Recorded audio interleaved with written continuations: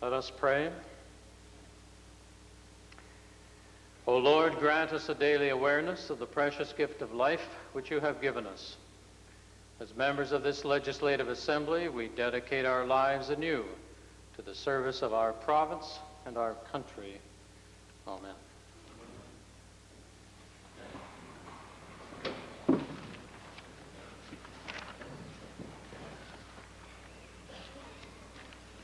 Introduction of visitors. Minister of Labor, with Mr. Speaker, it is my pleasure to introduce to you and through you to members of the Assembly special guests seated in your gallery, and I would ask them to rise each as I introduce them. The first is Margaret Schoen, who is chair of the Coalition on Equal Rights for Mentally Disabled Albertans. Barry Greenspan, who is representing the Alberta Association of Community Living. Tony Hudson, who is representing the Canadian Mental Health Association, Alberta Division, and Phil Fraser, who is Chief Commissioner of the Alberta Human Rights Commission. I would ask all members of the Assembly to give them our usual warm welcome.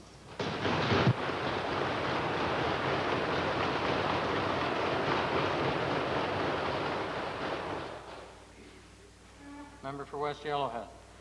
Mr. Speaker, I'd like to introduce to you and through you to the members of the legislature 6 hard-working members of the West Yellowhead Aboriginal community. They are Dan Martel from Edson. I ask them to rise. Dan Martel from Edson, Peter Callahoo from Marlborough, Russell Plant from Marlborough, Clarence Norris, Grand Cache, Valerie Finley, Edson, and Randy Layton from Valley View. I ask the Assembly to give them a warm welcome of applause.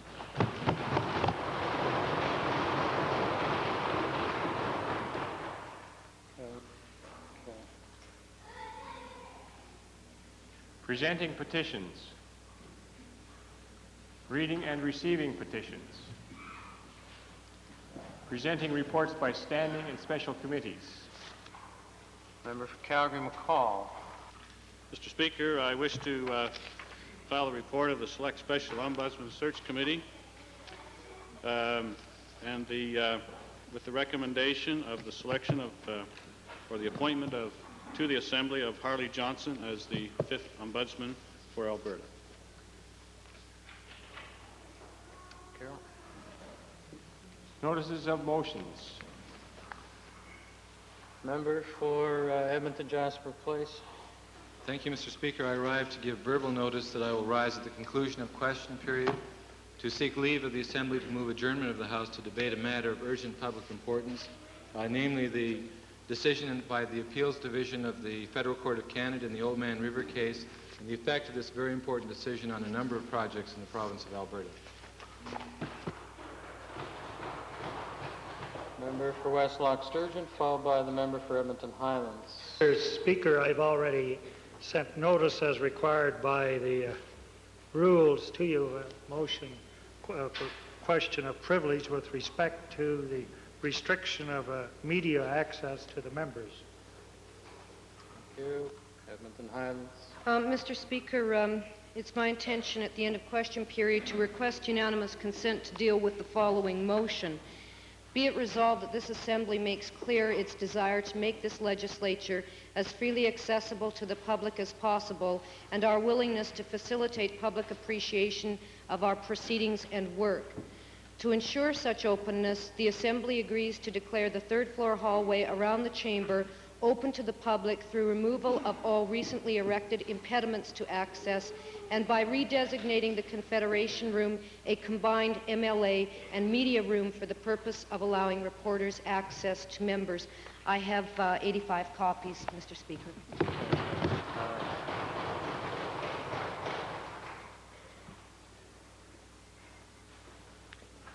Introduction of bills. I request leave to introduce Bill Number 3, the Department of Consumer and Corporate Affairs Amendment Act 1990. The purpose of this bill is to allow the minister to enter into interprovincial and international agreements that require the sharing of information.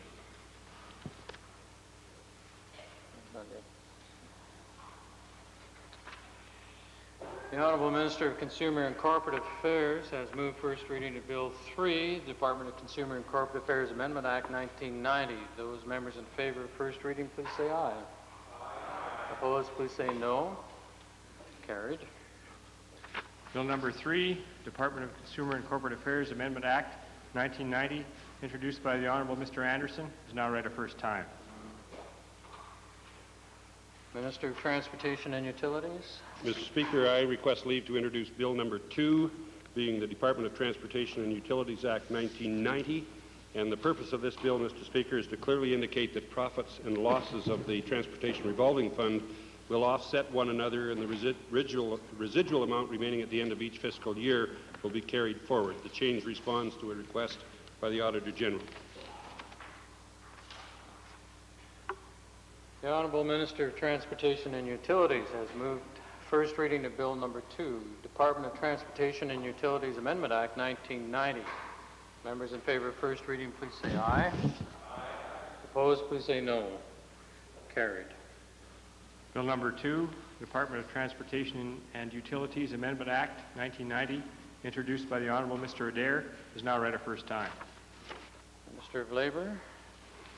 Mr. Speaker, I request leave to introduce Bill number 8, which is the Individuals' Rights Protection Amendment Act 1990. Bill 8 proposes 15 amendments to the Individual Rights Protection Act. These changes reinforce and clarify our human rights law. They expand its protection to some of the more vulnerable members of our society, and they bring the Act into line with recent Supreme Court of Canada decisions and with the Canadian Charter of Rights and Freedoms.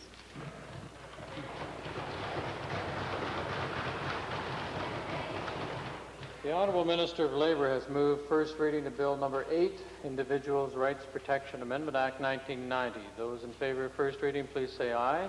Aye. Opposed, please say no. Carried.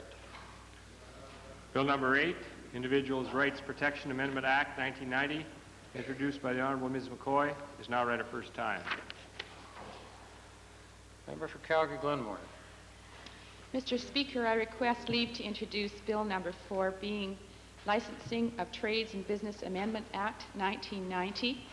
The amendment set out the framework needed to allow the government to delegate its present regulatory responsibilities to an independent body. The Honourable Member for Calgary-Glenmore has moved first reading of Bill number 4, Licensing of Trades and Businesses Amendment Act 1990. Those in favor of first reading, please say aye. Aye. Opposed, please say no. So ordered. Bill number 4, Licensing of Trades and Businesses Amendment Act 1990, introduced by the Honourable Member, Mrs. Myrosh, is now read a first time. Member for Banff Cochrane. Thank you, Mr. Speaker. I request leave to introduce a bill, the Insurance Amendment Act 1990, Bill 5. The purpose of this bill, Mr. Speaker, is to make it easier to change the amounts, the terms, and the conditions of accident insurance benefits paid under an automobile insurance policy by moving those matters from the Act to regulations. Another provision in the bill is to add additional authority to regulators to take disciplinary action against both insurance agents and adjusters by way of financial penalties. The Honourable Member for Banff Cochrane has moved first reading of Bill 5, Insurance Amendment Act 1990. Those in favor of first reading, please say aye. Aye. Opposed, please say no. So ordered. Bill number 5, Insurance Amendment Act 1990, introduced by the Honourable Member, Mr. Evans, is now read a first time. Minister of Advanced Education. Mr. Speaker, I move that bills number 4 and 5 be placed on the order paper under Government Bills and Orders. Having heard the motion by the Deputy Government House Leader, those in favor, please say aye. Aye. Opposed, please say no. So ordered. Tabling returns and reports. Minister of Labor. Speaker, I am pleased today to table with the Assembly the annual report of the Alberta Human Rights Commission, the annual report covering the period ending 31 March 1988. Honourable the Premier. Mr. Speaker, I'd like to table copies of the correspondence between myself and the Prime Minister and his reply regarding the appointment of Alberta's Senate selection for the appointment to the Canadian Senate. Minister of Consumer and Corporate Affairs. Mr. Speaker, I'm pleased to table the annual report to the Alberta Securities Commission for the year ending March 31st, 1988. Minister of the Environment, followed by Edmonton Centre. Mr. Speaker, yesterday the honourable member from Jasper Place indicated to the Assembly that full information on dioxin results, to which I referred to on Friday last, was not to be found in the legislature library. The information I referred to has been publicly available from the Alberta Environment Library since May 19, 1988, but it appears that only a summary was filed with the legislature library. To correct that error, today I am filing the background documents to which I referred last Friday, and I apologize to the honourable member. Thank you.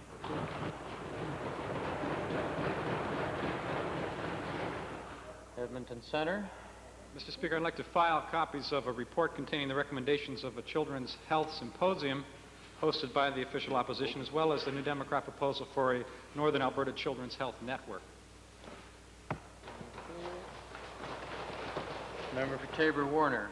Mr. Speaker, under Section 19, subsection 4 of the Auditor General Act, it is my pleasure to table the report of the Auditor General for the fiscal year 1988-89.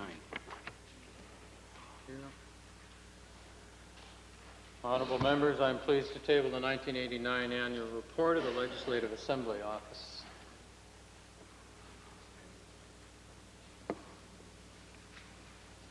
Introduction of special guests. Member for Westlock Sturgeon. Mr. Speaker, it's my pleasure to introduce to you and through you to the House 55 bright, alert high school students from Sturgeon Composite High School sitting in the public gallery. They're accompanied by their teachers, Douglas Agar and Colleen Sotart. I would ask them now to rise and receive the welcome of the gallery, please.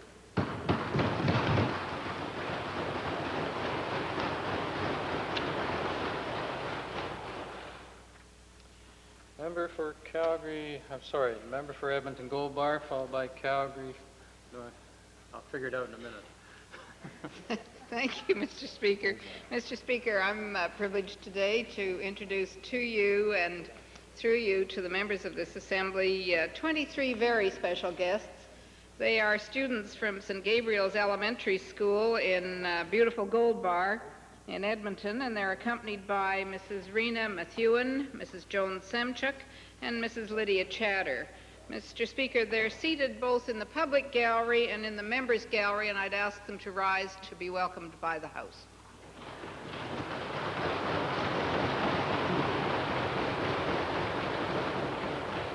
Member for Calgary McKnight.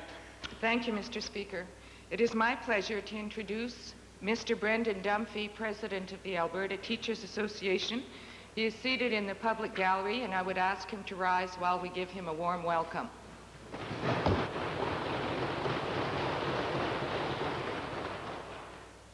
Member for Red Deer North. Mr. Speaker, it's a privilege for me to introduce to you today 14 of Red Deer's finest citizens, representing Royal Canadian Legion number 35, and I invite them to stand and receive the warm welcome of the Assembly today.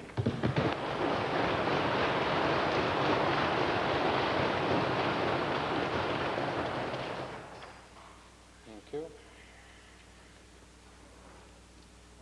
Introductions as well. Thank you. Mr. Speaker, it's my pleasure today to introduce three people, and I want to introduce one special person. That's the youngest voter in the legislature. She's here with her parents, Mr. and Mrs. Fisher. They're the son and daughter-in-law of Butch Fisher, the MLA for Wainwright. I'd ask them to stand in the gallery and accept the warm welcome in this building.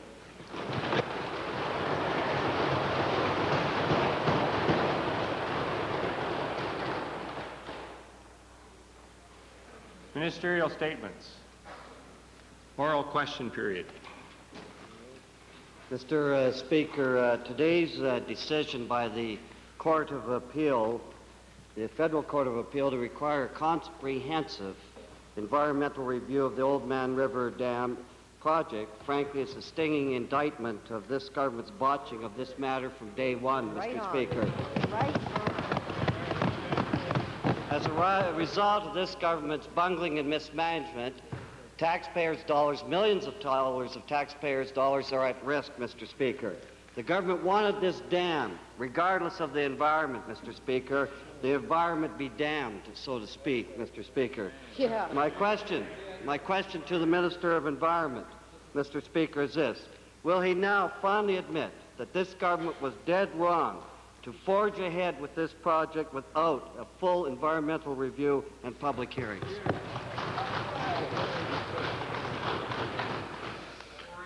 Mr. Speaker, the answer is simply no. Mr.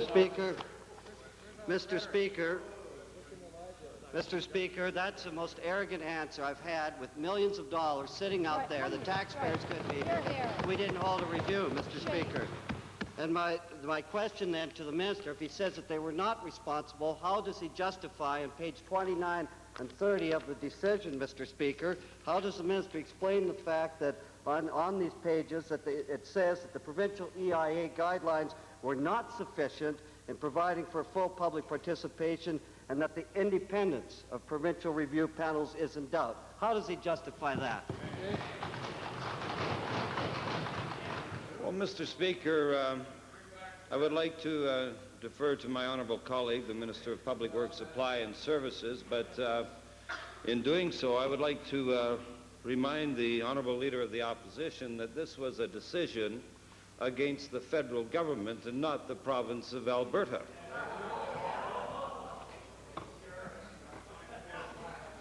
Mr. Speaker, I think it's really important to make it very, very clear,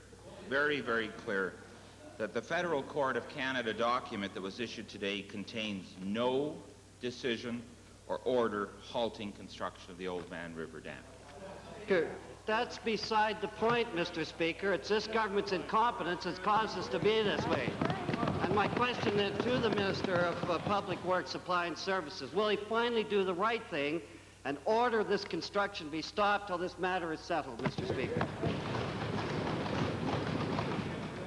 Mr. Speaker, the right thing is to abide by the decision of the federal court.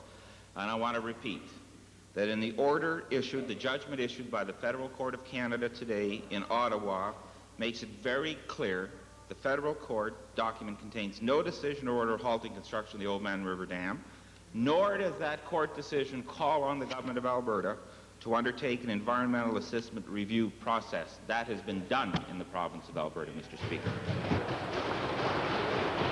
Second main question, Leader of the Opposition. Speaker, just to follow up with the minister. The point that they're trying to make in here on page 29 and 30 to this minister, Mr. Speaker, it's a new set there, honourable member, don't get excited. Mr. Speaker, it says very clearly that if the province had had proper EI hearings, that they would not have had to make this decision. How does the minister justify that?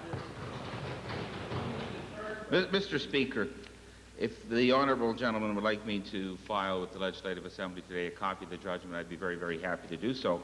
But if I look at the 3 points that are contained in the judgment of the court order today, points B and C make it very, very clear that the court is directing the Federal Minister of Transport to comply with the Environmental Assessment Review Process Guidelines, and further, that the Federal Court is directing the Federal Minister of Fisheries and Oceans to comply with the Environmental Assessment Review Process Guidelines. There is nothing contained in this decision that causes any order to halt construction of the Old Man River Dam, Mr. Speaker. Mr. Speaker, we'll try to get it through this stubborn government that they're only making the problem worse, Mr. Speaker. We don't know what they're going to review. Doesn't it make sense, in view of the fact that we've already wasted 50% of the money into this, that we stop and wait and find out what that environmental review is going to say? Doesn't that make sense? Mr. Speaker, the honourable gentleman has already admitted that he doesn't know what they are going to do. Those are his words, and he just uttered them a few minutes ago. The reality is where we're at right now with respect to construction of the Old Man River Dam, it's that we are approximately 70% complete of this most important environmental enhancement and improvement project, Mr. Speaker. We've now invested in the province of Alberta some $250 million. The purpose of the dam is to store, control water flow in the southern part of the province of Alberta, and to ensure that the citizens of the southern part of the province of Alberta have an equal access to security and safety with respect to water, as do the citizens of Edmonton. There are 2 dams located to the west of the city of Edmonton, as do, Mr. Speaker, to the citizens of Calgary, where there are 8 dams located to the west of the city of Calgary. This government believes in enhancing and in protecting and improving the environment, and that is the purpose of the Old Man River Dam, Mr. Speaker. Wow. Mr. Speaker, such drivel, Mr. Speaker. Typical. What we are now going to do is throw good money after bad, Mr. Speaker, if they'd listened a long time ago. And the point that I want to make, is it not true to this minister, is it not true that we'd had proper environmental impact hearings to begin with, we wouldn't be facing this problem, Mr. Speaker. Right. Mr. Speaker, it is the view of this government that proper environmental assessment hearings were held in the late 1970s and the early 1980s, and there is nothing, Mr. Speaker, that contradicts that position in this particular court decision dated March 13, 1990, in a federal court of Canada located in Ottawa, Ontario. Member for Edmonton Glengarry, Leader of the Liberal Party. Speaker, in an academic paper which is to be published on Thursday, 2 members of the University of Alberta Faculty of Business conclude that the actual value of the Heritage Savings and Trust Fund should be some $1.26 billion less than being reported, than it is now being reported. The members of the faculty also call into question the accounting practices and the management practices of the government in reporting the fund. The paper compares the Alberta Heritage Fund and the Alaska Fund. But the most notable challenge comes to the Alberta division of the Heritage Trust Fund, and that is the members of this faculty saying that the government is overvaluing because, first of all, the government is subsidizing certain Crown corporations to pay income on debentures that are due and owing, the income on debentures. Secondly, that the general fund is being used to pay income on government promissory notes. And lastly, that the actual value of these certain Crown corporations has gone down so significantly that the debenture should be discounted, that the equity value of the corporations is reduced. My question to the Treasurer is this: would the Treasurer agree to employ these suggested and more appropriate accounting procedures and practices to more properly identify the actual value of the Heritage Savings and Trust Fund?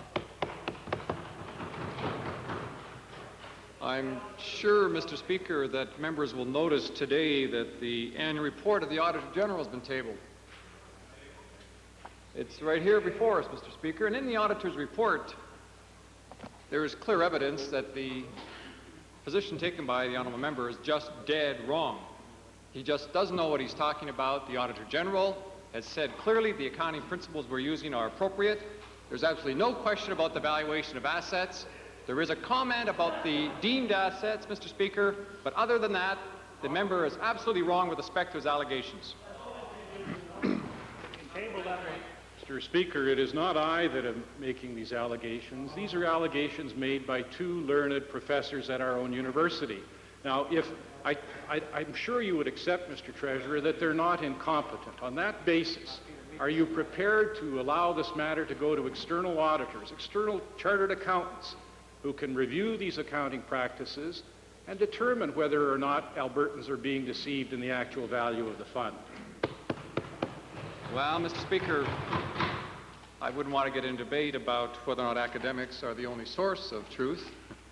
There may be some question about that, but I can say, Mr. Speaker, that it is really an insult to the Legislative Assembly that the honourable member across the way is calling into doubt the judgment of the auditor appointed by this Assembly. Now, Mr. Speaker, that in itself is not fair. And there's some doubt about whether or not the member's credibility is on the line, and now he has called into some disrepute the Auditor General's comments, Mr. Speaker. And I think he should seriously consider what he has just said.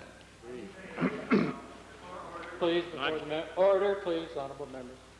There's another difficulty involved here that the members started out by talking about a report that is supposed to be released in 2 days. There's no evidence it will be released. This House has no verification that it will be released. So the final supplementary question could be addressed taking that into account.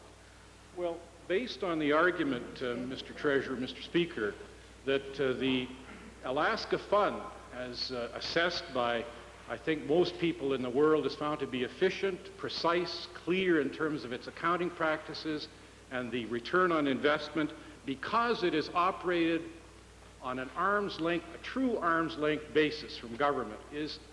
Are you prepared to recommend, is the minister prepared to recommend and to initiate, to put into effect a true arm's length arrangement between the operation of the fund and the government? Well, Mr. Speaker, the member's been here for a full year. He's had an opportunity to come to the Legislative Assembly Subcommittee chaired by the member from Cardston on the Heritage Fund. He's had an opportunity, if he wanted to attend there, to listen to some very interesting debate. Debate, by the way, which has covered this ground fairly completely.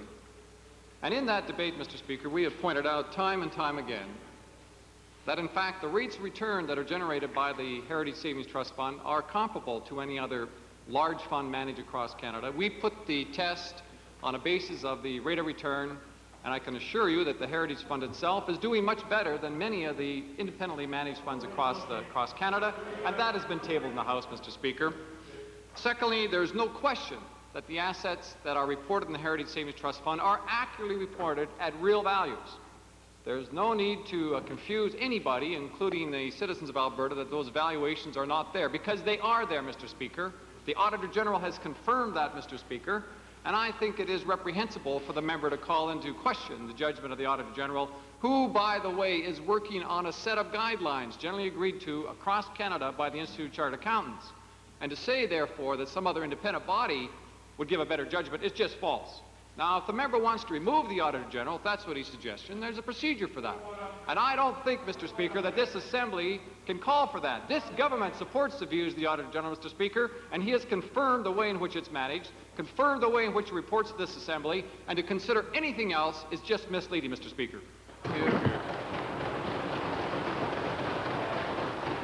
Member for Drumheller, followed by Edmonton Avonmore. Is for the Honourable Premier and relates to the letter from the Prime Minister which he tabled today. In view of the fact that the Prime Minister is now breaking the undertaking he made in the Meech Lake Accord by failing to recognize the list of names provided by this province last October, when he acted with alacrity on lists provided by the Premiers of Newfoundland and Quebec, can the Premier advise the Assembly why the Prime Minister is treating us as a second-class province?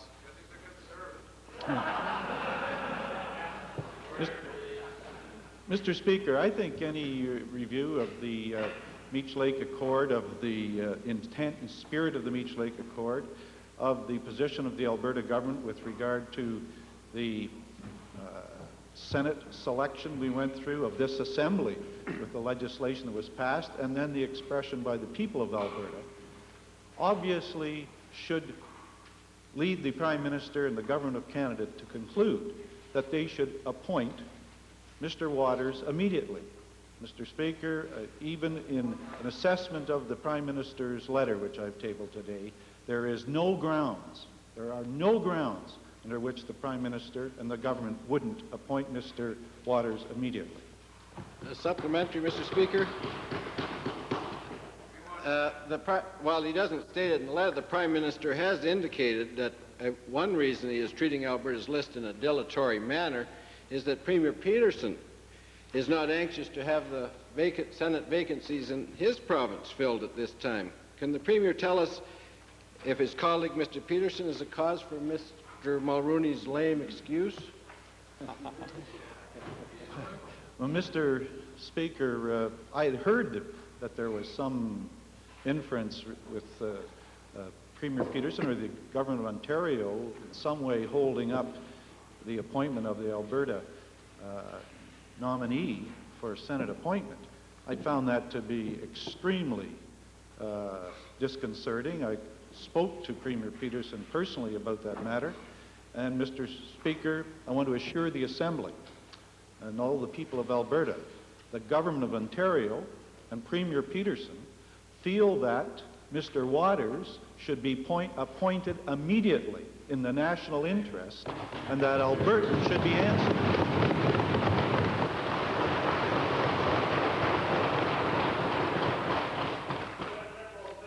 Member for Edmonton Avonmore. Thank you, Mr. Speaker. My questions are to the Minister of Health. For the last few weeks, Calgary has been stunned by a rash of violent attacks upon and killing of family members. At the same time, the head of a treatment center with an 85% success rate in treating abusive men is quitting in frustration over the lack of funding for the program. My question to the Minister of Health: is the Minister aware of this situation, and what is the Mental Health Division of her department going to do about it? Mr. Speaker, I will take the question as noticed from the honourable member and report back to him. Mr. Speaker, my supplementary is to the Minister of Family and Social Services.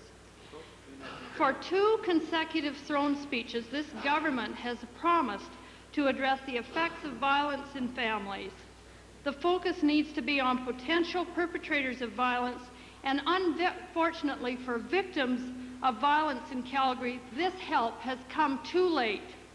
Given that violence in families is a province-wide problem, what commitment will this minister make to ensure that prevention programs will be funded throughout the province? Mr. Speaker, this government and this minister are concerned about family violence. As the member knows only too well, we have announced a number of initiatives towards addressing this societal ill. The member knows full well that last year we were able to see the funding of a number of pilot projects as it relates to family violence. I'm quite encouraged, Mr. Speaker, at the way Albertans are joining with this government in addressing this problem. Albertans recognize that this government can't solve it alone, but as I say, Mr. Speaker, I'm encouraged at the way community agencies, community groups, churches, and individuals have responded with government in trying to address this very, very serious problem. Member for Calgary Mountain View, followed by Edmonton Whitemud. Thank you, Mr. Speaker. My questions are to the Minister responsible for Native Affairs.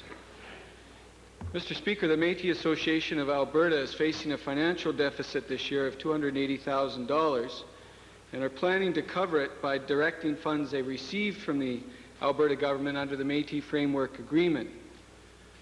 Misdirecting funds in this manner, Mr. Speaker, would clearly be counter to the intent of that framework agreement. Will the Minister confirm that the Métis Association has this deficit because it improperly diverted funds to its newspaper, the Native Network News, a move clearly contrary to government funding policy, and because the MAA leadership got big pay raises? Will you confirm those 2 facts, Mr. Speaker? Mr. Speaker, the Métis Association of Alberta is a fine, upstanding organization that works with the government to enhance delivery of programs from our government to the Métis of Alberta, and in fact works with the government to develop programs that can serve their specific needs relating to their culture. The framework agreement was recently signed by our Premier, which is a 3-year agreement that helps to enhance the working relationship between the Métis of Alberta and 6 or 7 of our government departments to make them an integral part of our programming. The financial situation, or alleged financial situation, that the member from Calgary Mountain View refers to is unbeknownst to me. There are, of course, trust conditions that apply and accountability that applies to any monies that our government gives as grants, working with the Métis Association. I will certainly take that under advisement and will share with the member and with the Assembly later as to that problem, which I find surprising, knowing the good working relationship that our department has with the association. Well, Mr. Speaker, perhaps the minister could speak with the Deputy Minister of Municipal Affairs regarding this particular problem and the fact that he's setting up or recommending that a financial recovery plan and committee be set up. I'm surprised that the minister wouldn't be aware of that. Would the minister then inform this legislature, given that this his bureaucracy is setting up such a financial recovery plan? Will he tell this legislature whether the proposed recovery plan will be designed to recover public monies which are being misspent within that organization, or is it some other arrangement designed to perhaps protect the MAA from political fallout? Mr. Speaker, I can assure the Assembly that any monies that are granted by the government to the Métis Association are accounted for. If, and I recognize that I do not know the specifics that the member is alleging, but if there has been a misuse of funds or a misallocation of funds, that it is under review. If the member is accurate in saying that our department is working with the association to recover that money, I don't see that any undue negative imputation should be brought with those comments. Edmonton Whitemud, followed by Wainwright. Thank you, Mr. Speaker. Mr. Speaker, the annual report of the Auditor General, 88-89, which was released today and which the provincial treasurer holds so dearly to his heart, is very, very critical of the way that this government handles its lottery revenues. If I can quote from the document, Mr. Speaker, the province's lottery revenues and costs are not being handled as required by current legislation. Furthermore, the lottery fund is not being administered as required by the Financial Administration Act. Mr. Speaker, obviously the government continues to contravene its own statutes, despite the fact that the Auditor General has raised these same concerns in his last 5 annual reports. To the minister responsible for lotteries, in light of the Auditor General's most recent criticism of his handling of lottery revenues, is the minister now willing to act on the Auditor General's recommendation and begin to live up to the laws that he was elected to uphold? Mr. Speaker, the honourable gentleman from Edmonton Whitemud was rather selective in his quotations from the Auditor General's report. What he neglected to do was quote from the top line on page 77, which states, "In my 1987-88 annual report, I stated that the Amendment Act," and that was Bill 10, "when proclaimed would eliminate my previously reported concerns." As all honourable members know, the Interprovincial Lottery Act, Bill 10, was proclaimed by this, approved by this Legislative Assembly and proclaimed by the Cabinet.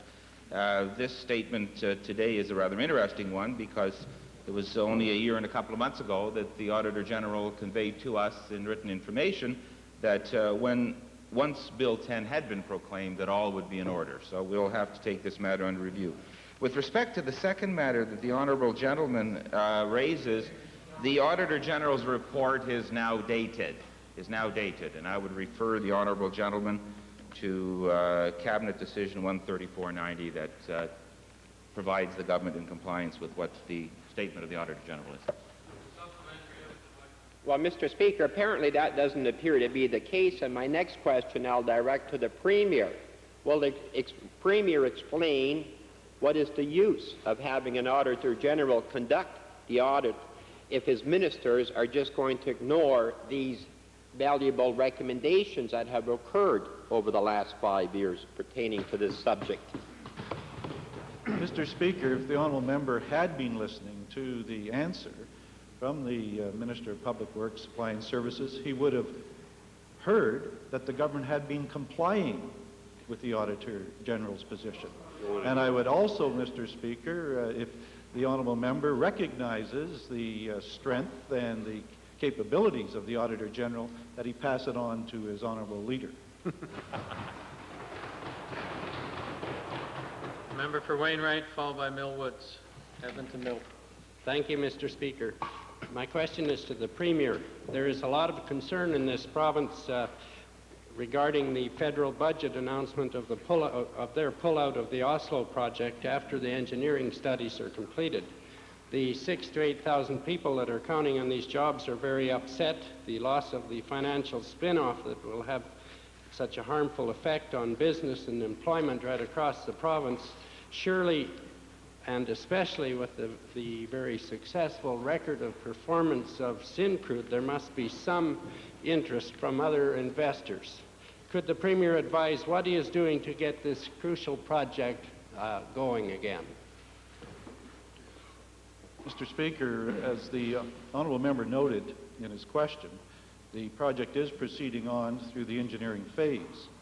However, Mr. Speaker, as the Minister of Energy has said publicly, the government wants this project to continue to proceed past that stage, and we will be doing everything we possibly can to convince the federal government that they made a bad error in judgment, particularly, Mr. Speaker, in the area of supplies of energy for other Canadians outside of Alberta, who will require that energy supply, as just at the time, Mr. Speaker, when, as most members know, the OPEC nations will be in a position once again to tighten their hands around the throat of the Western world.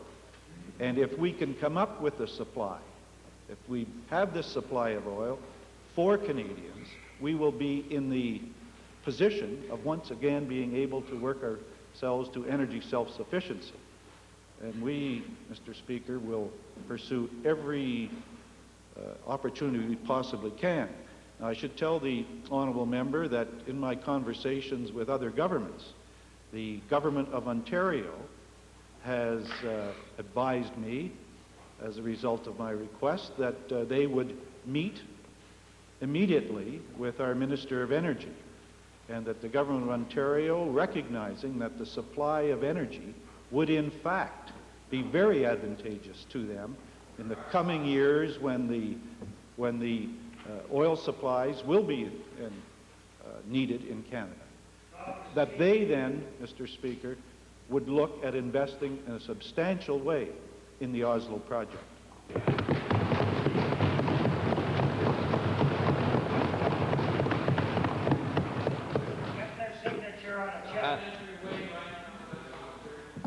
Supplementary, what kind of follow-up, or will there be some follow-up with other provinces as well in encouraging other investment? Well, Mr. Speaker, the Minister of Energy may want to augment my answer. I point out to the member and to the noisy gentleman from Westlock across the way that the government, which I was a member, was able to obtain an investment by Ontario in the Syncrude project, where they made not only a substantial investment, but they made a substantial profit. And that's a record for other governments to consider. Mr. Speaker, we will talk to companies, we'll talk to other governments. It may also be an opportunity, for instance, for the government of Quebec through energy companies which they influence or control that operate within our province, that they should also take a serious look at investing in Oslo, as well as other governments in Canada. Okay. Edmonton, Mill Woods. Mr. Speaker, my question is to the minister responsible for the Workers' Compensation Board. Yesterday, this minister had a meeting with some 35 injured workers to discuss their concerns here at the legislature, and at that time told the workers that their claims would be reviewed in 10 to 15 days, but when the minister stepped out of the meeting, WCB staff said this review would take 4 to 6 weeks. So I'd like to ask the minister, who lied to those injured workers? Was it him or the staff of the WCB? All right, thank you. Thank you. You good enough to withdraw the phrase lie, the word lie, and let's get on with some other phrase, honourable member. Mr. Explain. Have we got a problem here with eyesight? Sorry. Thank you. Please proceed. Withdraw. Can the minister explain the discrepancy when he says one thing to injured workers and his staff say something else? Who can they believe?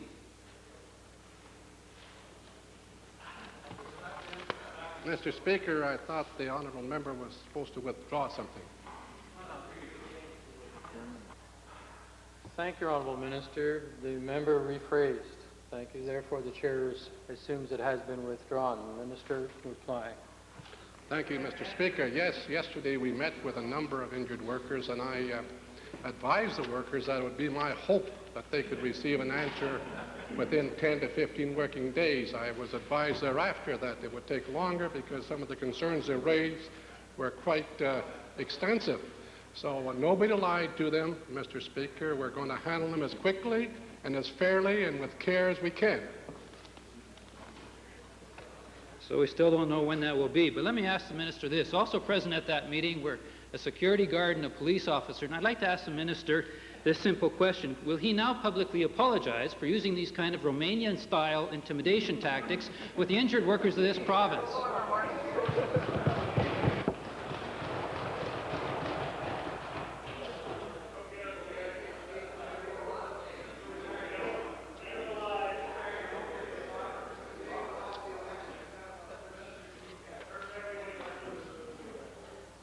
Perhaps the honourable member for Edmonton Millwoods would pull out his copy of Beauchesne, look at section 409, subsection 10. The minister will not reply with regard to a statement made outside of this House. The member for Edmonton Strathcona is next, please. Mr. Speaker, my question is to the Attorney General. Honourable members will remember the sad case of Mr. Daniel Gingras, who escaped from the West Edmonton Mall while on a temporary escorted absence from the penitentiary where he was serving a life sentence for murder, and went on to commit 2 more murders. My question to the Attorney General, Mr. Speaker, is this: will he bring us up to date on the steps he has taken to check out the possibility of criminal negligence charges being laid against those responsible for this extraordinary decision, having regard to the quite astonishing irregularities disclosed in Mr. John Weir's report? That's right. Very good. Mr. Speaker, the honourable member is right. It was a tragedy that Mr. Gingras did escape from custody, and the tragic circumstances that came from that.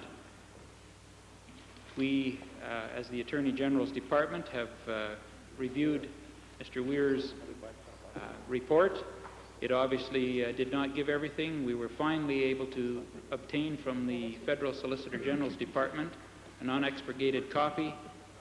We then reviewed that and found after that that there were appendices to this that had a great deal of the more intimate details of the occurrence. And after some difficulty, we're able to obtain the appendices, and they're currently under review with our department and the RCMP, and I expect a decision to be coming soon. If I can just follow that up, Mr. Speaker, will the Attorney General not agree that this process is taking somewhat longer than desirable? Hear, hear. Mr. Speaker, I wholeheartedly concur with that, and I might admit that there was quite a bit of bureaucratic delay from the federal government. We have the report and hope to have a decision soon. Thank you. Edmonton Meadowlark. Thank you, Mr. Speaker. Mr. Speaker, regardless of what the Minister of Public Works says, it is very clear on page 33 of today's federal court ruling that the construction of this dam cannot proceed without federal approval, and I read that the court grants the appellant an order quashing the approval of September 18, 1987, issued by the Minister of Transport to the Department of Environment for permission to carry out works in relation to the construction of the Old Man River Dam, and he states very, very clearly on the same page that he cannot exempt the province from that piece of legislation. To the Minister of Public Works, is the Minister somehow saying that in spite of what is said very, very clearly in this ruling, he has federal approval to proceed, or that he simply doesn't care whether he has federal approval or not? Mr. Speaker, the honourable member caveated, of course, his comments by saying that his interpretation and the like, and the only interpretation that I can really deal with as the Minister of the Crown is an interpretation of the Court of Canada. And the interpretation provided to me by legal counsel makes it very, very clear that, I repeat, the court document contains no decision or order halting construction of the Old Man River Dam. Further, Mr. Speaker, I have been advised by numerous legal counsel that we are not, that is, the province of Alberta is not in breach of the Navigable Waters Protection Act. Mr. Speaker, regardless of how he wants to interpret it, is the minister not simply saying, in fact, that he is going to proceed with the construction of this dam before the federal environmental review that has been called for by the courts is completed, regardless of the fact that to do so is to break the laws of this land? Mr. Speaker, there is nothing in the document which would lead me to suggest that. I might quote, as one honourable member already today has already quoted from the decision rather selectively, one statement from page 29 of the decision, and I quote, "As the voluminous record before us clearly demonstrates, much detailed work and study has been done by or on behalf of Alberta, as well as by others, in examining the environmental impacts of the dam project upon the Old Man River fisheries otherwise," end quote. And that's from page 29, Mr. Speaker, of the document. Member for Grand Prairie. Member for Grand Prairie. Thank you, Mr. Speaker. Over the past week and the last few days, I've had considerable number of constituents in the Grand Prairie area bombard me with questions about a highway that I'll identify as Highway 56. It's been suggested this highway supposedly starts at Stettler and goes south to the U.S. border. It's also been suggested this highway is one of the most blatant examples of pork barreling that we've got in this province. And I'd like to ask the minister responsible for transportation and utilities if his department has any specific intentions with this highway and what their actions are. Mr. Speaker, the highway referred to, Highway 56, is a road that starts east of Camrose on Highway 13 and goes to the Trans-Canada. That's the present routing of 56. There's been a number of meetings that have occurred over the years for an extension of that to the U.S. border. To do that, we would have to either cross the Blackfoot Reserve to go around it and join up with Highway 845. Those discussions have been going on for some time, and at the present time we haven't reached a decision in the discussions that we've had with the Blackfoot Reserve. And I might point out for those who may have written the article that the work that needs to be done is south of the Trans-Canada, quite a long way away from the central Alberta constituencies. Supplementary, Grand Prairie. Mr. Speaker, with the minister suggesting when he says the work has been going on for some time, does that mean prior to the last election, or would he have any indication of how many years? Back to 1967, Mr. Speaker. Thank you. Edmonton Highlands, followed by Calgary Northwest. Thank you, Mr. Speaker. As with the member for Wainwright, I'd like to talk about the established program financing cuts, another broken promise from the Mulroney government when it comes to funding provincial programs such as advanced education and health. The total cuts between now and 1994, Mr. Speaker, are going to come to $684 million, of which $197 million will be cut from post-secondary education in Alberta alone, Mr. Speaker. I'd like to ask the Minister of Advanced Education if he's prepared to reverse the provincial treasurer's policy of let them cut, and now start fighting Mulroney and Wilson when it comes to their agenda to beggar the provinces.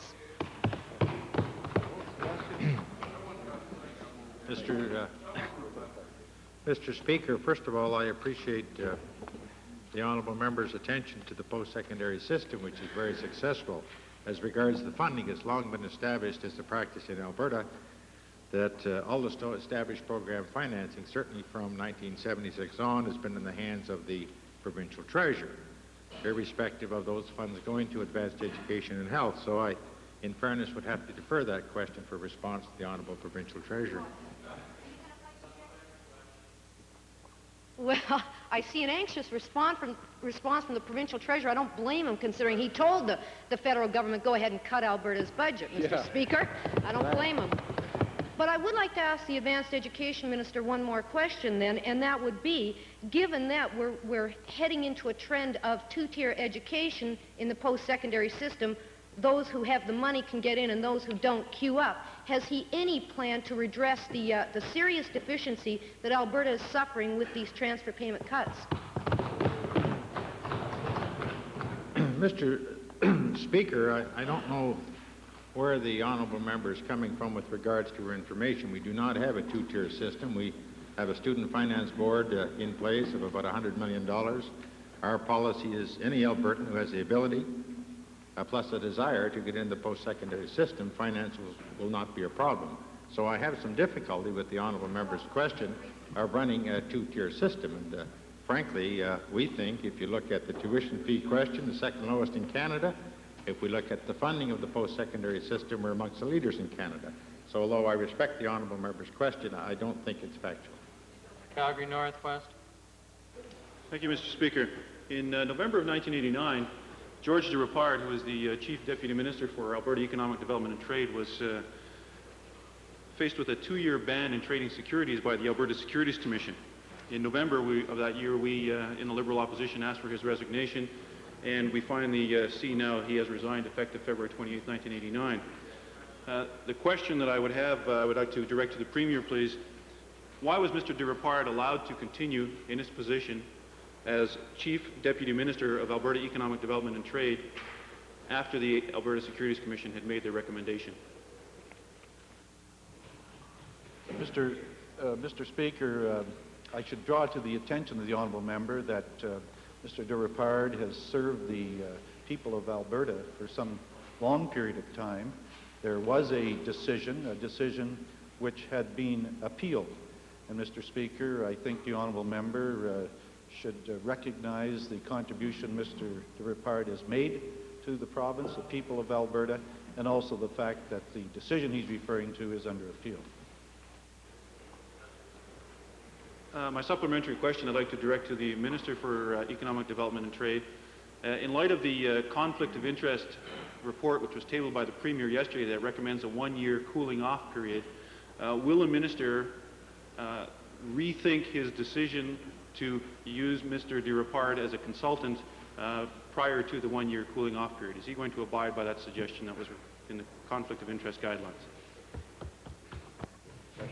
Mr. Speaker, I notice the honourable member has a question on the order paper, of which we look forward to responding to. I should indicate to the honourable member also that no decision has been made as it relates to his question. But I'd like to reinforce what the Premier indicated, that we should acknowledge the outstanding contribution this individual has made to the economic well-being of our province, and I'm sure that all members join me in acknowledging that outstanding contribution. Member for Clover Bar, followed by Westlock Sturgeon, then Edmonton Gold Bar. Thank you, Clover Thank you, Bar. Mr. Speaker. My question is directed to the Minister of Health, and it deals with the healthcare expenditures. Our present system requires patients to obtain a referral from a general practitioner to a specialist, even if the patient was or is still in that specialist's care. Similarly, prescriptions issued by a specialist have to be rerouted back through the general practitioner, both charged for this service. My question to the Minister, why are we requiring that taxpayers pay for this duplication of services through this referral system? Well, Mr. Speaker, there are a variety of factors that are involved in referral practices between general practitioners and specialists in the province. And certainly some specialists rely on general practitioners to determine when a patient is referred to them, and it's certainly an issue upon which the Medical Services Utilization Committee reported to the province. Clearly, we are trying to ensure that the resources are being used in the best way possible, and having a check, if you like, on when a patient is referred to a specialist is a principle that I believe is sound. With respect to the issue of prescriptions, perhaps the member could provide me with some specific details on the matter. In general, there is not a specific benefit that is provided for the writing of a prescription. With the visit to a physician, the writing of the prescription is included within that. If a physician is operating improperly, certainly there is a route of review by the College of Physicians and Surgeons. Time for question period has expired. Might we have unanimous consent to complete this next supplementary and answer, plus the Minister of the Environment giving a response to a question that was raised yesterday by the member for Edmonton Jasper Place. Opposed? Carried. Thank you. Clover Barr, supplementary. Thank you, Mr. Speaker. I will certainly take the opportunity and advise the Minister with respect to this prescription. But my second question, Mr. Speaker, is could the Minister explain why our healthcare system covers the cost for penile implants but does not cover the cost for in vitro fertilization? Mr. Speaker, the services provided under the medical care plan in Alberta are services which are medically required. Those include services for the initial laboratory costs and medical services required for the diagnosis of infertility, and also medical services required during pregnancies which have come about from infertility treatments. The plan also provides for coverages of surgical procedures such as penile implants and others that restore male or female reproductive organs damaged through disease, accident, congenital defects in order to enable conception. However, the plan does not provide for coverage of services which simulate conception, such as the active in vitro fertilization, which is, of course, the fertilization of the egg and the sperm outside of the body. Minister of the Environment, supplementary yesterday. Mr. Speaker, yesterday the member from Jasper Place, the Edmonton Jasper Place asked me questions regarding the non-compliance of the Procter & Gamble mill at Grand Prairie with respect to total suspended solids. Mr. Speaker, the facts are these. Alberta Environment was concerned in 1987 about declining efficiency of the lagoons at the mill, which would create a long-term TSS problem, and required the mill to prepare an action plan to deal with that situation. That plan, approved by Alberta Environment, called for the lagoons to be dredged and the sludges placed in a secure landfill. When the operation began, Procter & Gamble encountered elevated TSS readings, and Alberta Environment ordered the operation immediately halted and required a new plan from Procter & Gamble. Mitigative measures were implemented, and yet the higher than normal TSS level still occurred. At that point, the department allowed the operation to continue, but only at high river flow periods to minimize the impact. Now, the bottom line, Mr. Speaker, is that this operation was managed by Alberta Environment to prevent an even more serious and long-term problem with total suspended solids from the mill. In other words, short-term pain for long-term gain. Now, in the 2 years since this operation, much has changed at Alberta Environment. Operations such as these are being handled more sensitively, given our current knowledge of dioxins and the industry's ability to implement more stringent practices. In fact, the new operating license for Procter & Gamble contemplates a 54% reduction in the allowable limit of total suspended solids. The whole pollution control division of Alberta Environment has been reorganized since this incident to put new emphasis on compliance and enforcement. And the new emphasis at the Department of Enforcement, Compliance and Licensing are further evidence, Mr. Speaker, of this government's ability to move quickly to deal with new environmental expectations and realities. The Minister dealt rather conveniently with the 1988 violations, but not the 1989 violations while he was the Minister of the Environment. I simply want to ask why Procter & Gamble is allowed to get away with these extra emissions. Why doesn't he either shut them down or at the very least issue health warnings to people on the river that this type of thing is happening?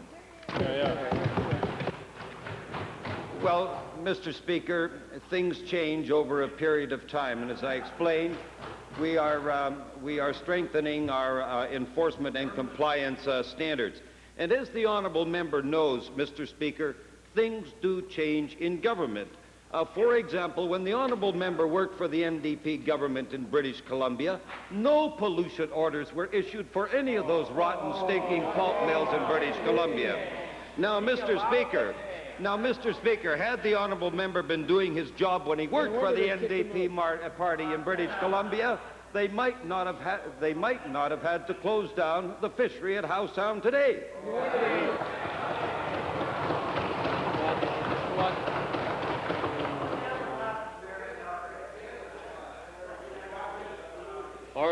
Order, please. Edmonton Meadowlark. What? Order under Beauchesne section 495, 1, 5, and 7 with reference to the document utilized by the Minister of Public Works in answering my question earlier today. I would like to have that document tabled in the legislature as soon as possible in accordance with the provisions of the section of Beauchesne which I just outlined. The point that I would like to make, Mr. Speaker, is that... Your honourable member, I think the point is made. And that, did the member not complete it within that succinct summary? If you wish to give some more, let's hear it very briefly. That document was relevant to the point that the minister was making, and I think of particular interest to this House since it was an opinion defending his decision, and I would like to know, and I'm sure the House would like to know, whether that opinion was rendered him by the very same lawyer who lost the case in the first place. Thank you very much. That's inappropriate, honourable member. Public Works, Minister of Public Works, Supply and Services, if he wishes to speak to this point of order. Otherwise, it'd just be a matter of reviewing the blues. Mr. Speaker, if the honourable gentleman is asking me to table a copy of the Federal Court of Appeal decision, that's a public document, I'd be happy to do that. I already agreed to do it earlier, but it is a public document. They got $500,000 for research that I'm sure you can go down to a federal court and pick one up. Thank you, honourable member. The chair will review the blues. We have one or two items that we need to work through, ladies and gentlemen. I think we have 5 additional items at last count. The first item deals with a point of order. It was raised by the member for Westlock Sturgeon yesterday after an attempt by the member to table a document in the House. The chair, the manner in which this was presented to the House by the member for Westlock Sturgeon and the text of the document tendered after careful examination, it clearly characterizes it as a supplementary or minority report, and this indeed is not permitted under Standing Order 65, subsection 2. The next issue is a matter dealing with a purported point of privilege, as raised by the member for Edmonton Jasper Place, and as spoken to by that member plus the member for the Honourable Minister of Public Works, Supply and Services. In this matter, the chair has examined the precedent in the House as well and believes that this is indeed not a prima facie case of privilege. It is clearly a disagreement between 2 members of the House with regard to the motion for return. The precedent within the House, ruling by Speaker Amarongan on March the 5th of 1973, is a matter, a document that should be referred to by all members of the House, but succinctly it comes to this, subject to, and I quote, subject to being referred to as a precedent to the contrary, which the chair has so far not been able to find and does not expect to find, an order for a return cannot be construed as ordering a minister or government to produce a document which does not exist. Moving along to item number 3, purported point of privilege. The member for Westlock Sturgeon has given due notice to the office of the Speaker and also has given notice to the House. With regard to the point of privilege, Purported point of privilege, the Chair recognizes the member for West Loch Sturgeon, and then, if deemed appropriate, a representative from each of from the government and from the official opposition. Member for West Loch Sturgeon. Thank you, Mr. Speaker. There's a motion of privilege with respect to recent restrictions put on the possibilities or the chances of the MLAs meeting and with the media and where they would meet. I base it first on Beauchene's page 11 on privilege, which really in turn quotes from Sir Erskine May and section 24, and the privileges of Parliament are rights which are, quote, absolutely necessary for the due execution of its powers. They are enjoyed by individual members because the House cannot perform its functions without unimpeded use of the services of its members, by each House for the protection of its members and the vindication of its own authority and dignity. There are other things in that chapter, but basically what we're talking about, Mr. Speaker, is the relationship, you might almost call it a symbiotic one, between the MLAs and the media in order to transmit the deliberations and the actions that take place in this House to the public. The media is the public, and I may go on a little bit further and quote, I believe, Sir Edmund Burke, as Mr. Speaker is popularly credited with this, but was actually Macaulay in 1828 that said, "The gallery in which the reporters sit have become a fourth estate of the realm." This again to show the basic nature of the relationship that exists between MLAs and the media. Certainly, particularly if any of us in the House have had times when we've had run-ins with the media and thought that they've been very imperfect indeed in covering our pearls of wisdom or whatever little gems we had to put forward. But maybe it is a relationship that you see in math, Mr. Speaker, when two negatives multiplied together come up with a terrific positive. With the imperfect MLAs, the imperfect media interacting together come up with maybe a perfect message to the public. The fact of the matter is, Mr. Speaker, that I think, and I believe it's been set up through the years, I believe there's much proof without taking much of your time, that the media is as much a part of Parliament, probably, as maybe even your office or our office or anyone else here. So anything that strikes at the media or at it hurts in any way, limits their way of reporting, hurts all of us. And this is why I think it is a question of privilege. I am concerned, Mr. Speaker, at the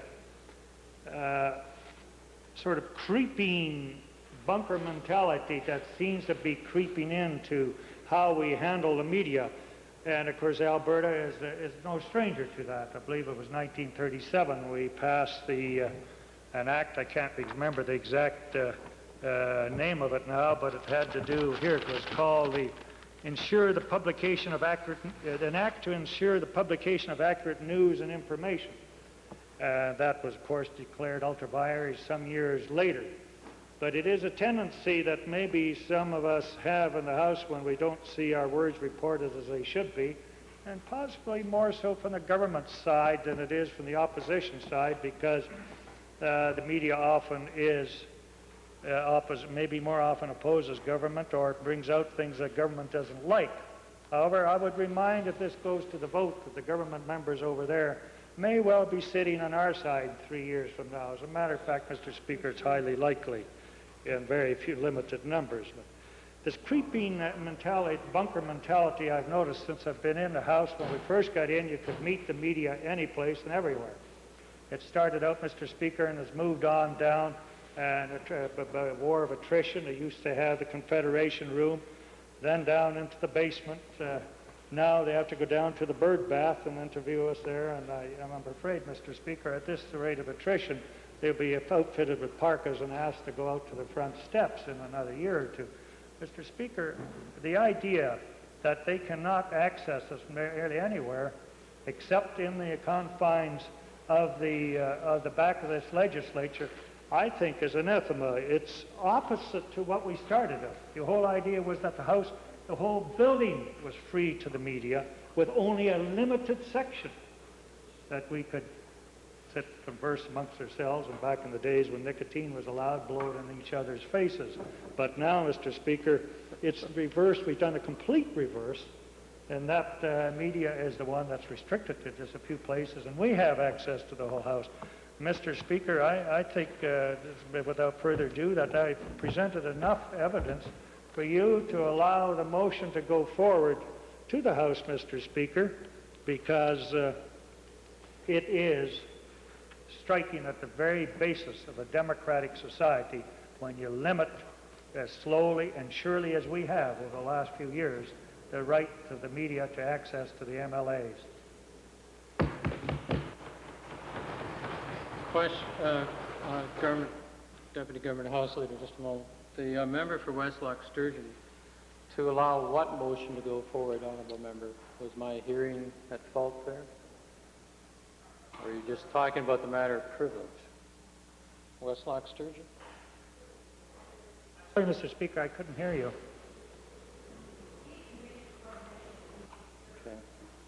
But the chair will take it that the member was speaking to privilege and was not speaking to a motion going forward later in the afternoon. Thank you. Deputy Government House Leader. Thank you, Mr. Speaker. Speaking to the matter raised by the honourable member for Westlock Sturgeon, I assume it's Understanding Order 15 and 15 sub 6, whereby Mr. Speaker may allow such debate as is necessary.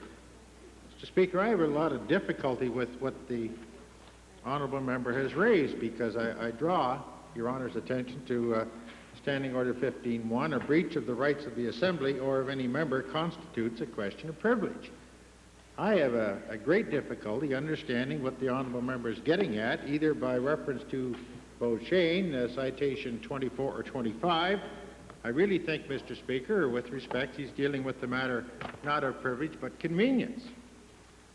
Reading, Mr. Speaker, your memo dated March 13 to members of the Assembly, it would appear to me, and I would hope to other members of the House, that there's maybe not adequate, I suppose that's in the eye of the beholder, but there's certainly access to the 4th and 5th estate. There's 40 of them. They get not only consideration, but they get special seating in the House. How on earth does the honourable member for Westlock Sturgeon deem it abridging his privileges when we make no other arrangement for the public of Alberta to sit in a special seating gallery to observe, and we guarantee under the Constitution the honourable member's right of freedom of speech in this House to rise at any time and say his piece?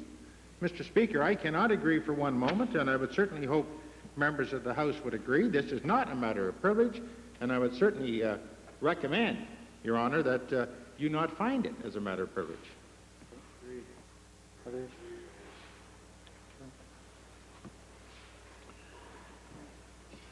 The chair is somewhat concerned that there were indeed some inaccuracies in the comments made by the member for Westlock Sturgeon. And there was at least one exaggeration with regard to what has been indeed the practice of allowing access to this whole building for the media. The chair has listened to the Deputy Government House Leader and will therefore take the matter in consideration and report back to the House tomorrow. There's a request under Standing Order 30, Edmonton Jasper Place. Thank you, Mr. Speaker. I rise under the provisions of Standing Order 30 to seek leave to move adjournment of the House to debate a matter of urgent public importance, namely the decision released earlier today in Ottawa, the Federal Court of Canada Appeals Division, in the case of Friends of the Old Man River Society and several federal ministers and Her Majesty the Queen in the right of Alberta. This is a very, very important matter, which I consider personally to be a victory for the forces of justice and generations to come. But sticking to the raw facts of the matter, there are three crucial findings in this particular decision which I draw to the attention of the Chair. First, that Alberta laws place too little emphasis on public hearings in relation to environmental matters. Secondly, that nothing in Alberta law guarantees the independence of the review process on environmental matters. And thirdly, a permit sought and received by the province of Alberta has been both quashed and declared binding upon the Crown in the right of the province of Alberta. I submit, Mr. Speaker, that this particular decision presents the province with a legal hiatus, the dimensions of which I'll attempt to explain very briefly prior to Your Honour presenting a ruling. And perhaps the best way to do that would be to quote the words of Mr. Denny Thomas, who, when he's not writing the Liberals' environment policy, is representing the province of Alberta in these very important court proceedings. And he says, and I